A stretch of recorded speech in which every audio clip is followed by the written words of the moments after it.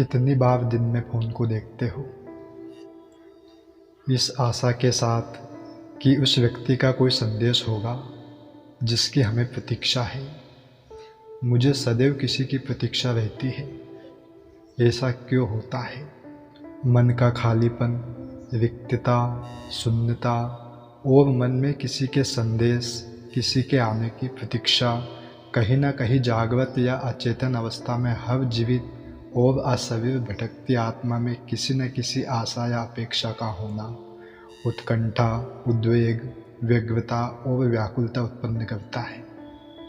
जब किसी दूसरी चीज़, व्यक्ति या किसी चाह की अति अपेक्षा और प्रतीक्षा होती है, वह आसक्ति में बदल जाती है।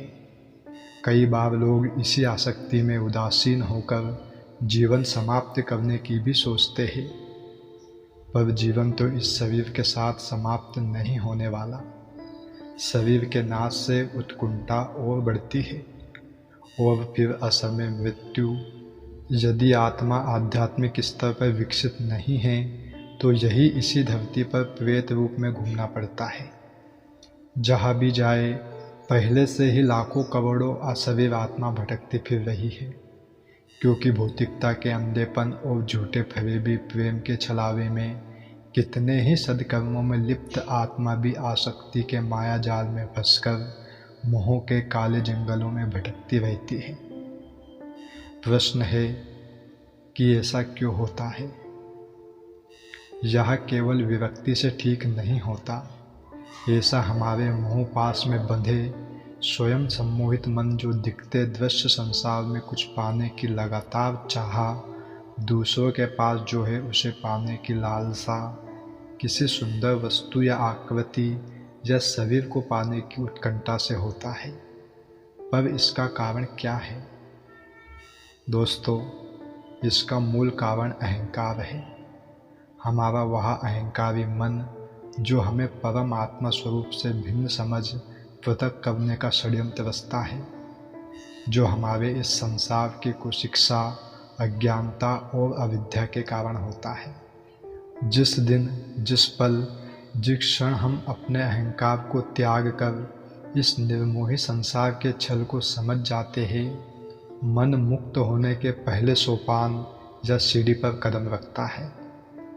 फोन को देखते हैं इस आशा के साथ कि उस व्यक्ति का कोई संदेश होगा जिसकी हमें प्रतीक्षा है। एक दिन इस फोन को बंद कर अपने अंतःकरण में अदृश्य टेलीफोन को खोले।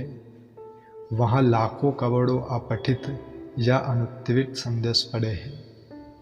अपने इन संदेशों के ढेर को देखें और एक एक कर खोले तो आपको किसी की प्रतीक्षा ना करनी होगी। इस जीवन के अपने स्वयं के लाखों संदेश पढ़ने का भी पर्याप्त समय ना होगा। इस संसार और इसके भ्रम केवल एक दुस्वप्न है।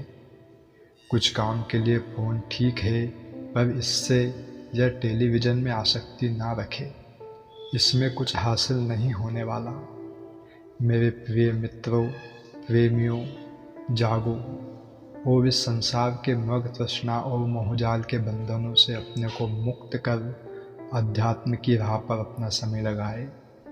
इससे इस जीवन और आने वाले जीवन कालों में प्रतीक्षा होगी तो केवल परमेश्वर के मंदिर के द्वार की। यह संसार और इसके मोह पास में बंधने वाले बहाने, प्रलोभन, आकर्षण और विकर्षण के अतिरिक्त कुछ अधिक नहीं। जीवन को प्रतीक्षालय ना बनाएं। यहाँ पर अपने सुकर्म करें, आकर्षण को कम करें और अपने आत्मा के विकास पर कार्य करें, ताकि मृत्यु के समय कोई पछतावा ना रहे। जीवन सफल हो जाए, मृत्यु सफल हो जाए। आपके भीतर बैठे ईश्वर को प्रणाम।